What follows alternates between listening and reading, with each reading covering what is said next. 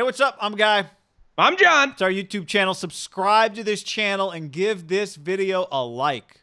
Check out our podcast, also below in the description. Like that as well. Well, actually, subscribe to that, like the video. Yeah, subscribe to that. Absolutely. Okay, Niners-Packers, Thursday Night Football.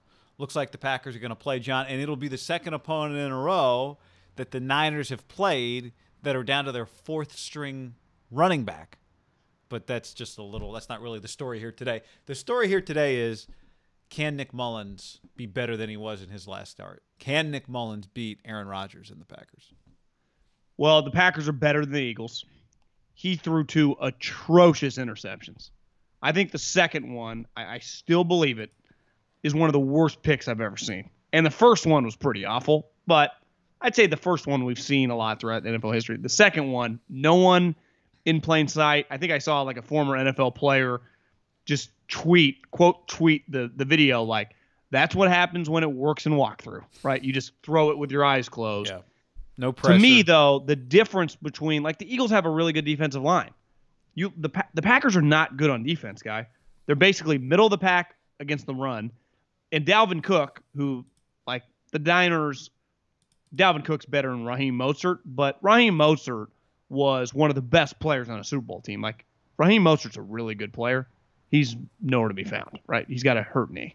Tevin Coleman, who actually you see him run like last week, you're like, God, I forgot this guy runs really hard. This guy's an NFL player. Out. Jeff Wilson, who I didn't even think was that good, fucking ran all over the Patriots. Like, this guy's pretty good. Hurts on the last play of the game. And then I like Hasty, but like I don't envision Hasty doing what Dalvin Cook did to the Packers last week. And Jerick McKinnon just kind of is what it is. So I think it's hard to kind of exploit the Packers, where in theory the Niners, wouldn't you say last year, fucking ran it right down their throat, dominated them, shoved them around. And then then the Packers are down. You can rush the passer. Like the Niners, well, Bosa's not around, Buckner's not around. It's hard for me to envision last year's games carrying over much to this game. I don't know about you, but it's like completely they don't have much in common with what's going on. Yeah, I mean, I guess the one carryover potentially is, even though the roster is very different, right? I think one thing is clear. Robert Saleh knows what to do against Aaron Rodgers and the Green Bay Packers. Whether or not the Niners defense can fully execute it, like you said, it's really hard to get pressure on them, is a different story. I do think they'll be able to run the ball. I mean, they just lost to a Minnesota team. Do you know what Kirk Cousins' numbers were in that game? 11 of 14 for actually 160 yards. Pretty good for 11 and 14. I think like 60 of them were a screen pass to Cook that went to the house. 37 on the longest rush. The longest reception was 50 to Dalvin. So, yeah. So, take that away. He's 10 of 13 for 110. Still not terrible for 10 of 13. But Dalvin was over 5 yards a carry. I think the Niners can be over 5 yards. It may not look like Dalvin, but I do think the 49ers can be over 5 yards a carry against Green Bay on Thursday. I know what the game can't look like. I know it can't be 30.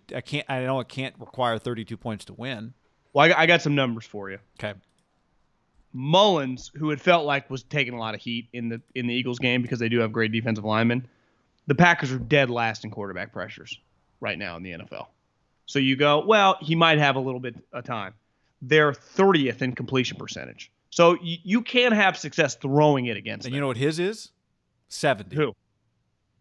Nick Mullins' completion percentage is 70%. Now, he played against the Giants and the Jets, too, but he was really good against Seattle. And they're 30th in turnovers. So they don't really take the ball away. Yeah, in takeaways. So, but Mullins will, he'll throw it to you. Yeah, he'll like, hey, Jair Alexander, coming your way, buddy. Well, you know the pick that Daniel Jones threw late on Monday? Yeah. Kind of that one felt kind of Mullins might try to make a play in the same vein. Yeah. The one thing watching the Minnesota game, so they win 28-22. They get 4 touchdowns from Dalvin Cook. They basically won because they just went kind of basketball. One player just said, get on my back, I'll dominate the game. And it's not like Rodgers was bad. He threw 3 touchdowns. Devontae Adams, he scored 22 points. He just kind of they gave up. To me, that screen pass was kind of a backbreaker. But Dalvin was just keeping them in the game. The Packers would score, Dalvin Cook would score. The Packers would score, Dalvin Cook would score. And kind of lead them down the field. do you envision like Hasty just keeping them in like a back and forth game? Now, Thursday night games do get a little weird. Maybe you get a turnover. A couple like last year, Aaron Rodgers had a bad turnover, I remember, in the first game. The second game was just a bludgeoning. It's just I think the game would have to get weird for the Niners to beat him, because at the end of the day, the Packers are just going to have the best player on the field by a mile right now. The Kittle's out, Bosa's out, Sherman's out. Like, who's the Niners' best? Well, I guess Fred Warner's the best player in this game.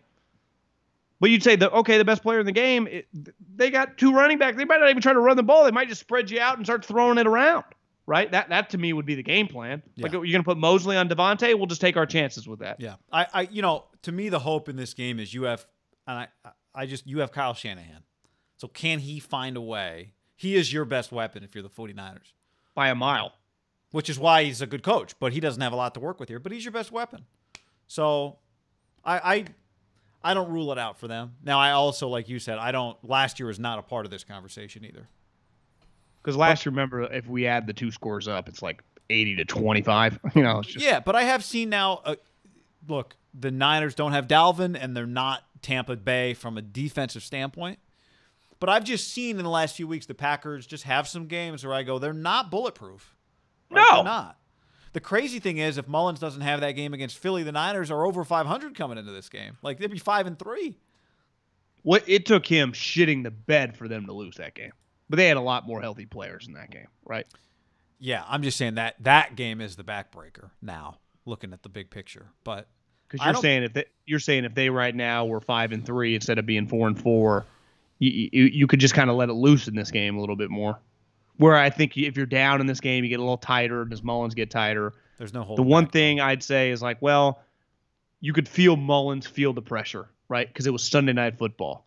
Well, this game is Thursday Night Football. And, it's not like it is a lot of people watching. Like, it is under the lights against the Packers, against the Eagles. It doesn't feel like... It's not a freebie game, right? You got to win. No, it's not like you just get, he just gets the Jets on Sunday morning at 10 a.m. I'm like, no, this thing's going to feel, and you're just cramming. That's where I actually think the Niners benefit from it being a super short week, because this is like short weeks, weird weeks. They got some Corona stuff going on, though it doesn't totally, like, to me, if it had like taken out their wide receiver room, that they would probably push to get the game pushed back, but I know this. If the Giants can take the Bucs to the limit, the 49ers can certainly take the Packers and have a chance to win at home on Thursday Night Football. I'm with you. I thought initially if there was any chance Garoppolo would be able to come back, then you'd want this game moved. But once it was clear that he wouldn't come back, I'm with you. Thursday works to the Niners' advantage. But I've heard a lot of people say that. I always disagreed, because I just go, well, Jimmy doesn't look like Jimmy. So the Jimmy I keep getting week in, week out is nowhere near the guy that I saw last year. So yeah. I don't think it really matters. I still think he's better than Nick Mullins.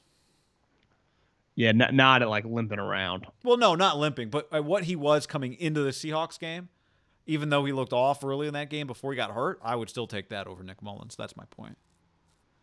Yeah. Once he's limping around, no. But I still thought he made some good – it's not popular. I still thought he made a few good throws early in that Seattle. He made some bad throws, but – I thought you knew right away you can't win with this Jimmy.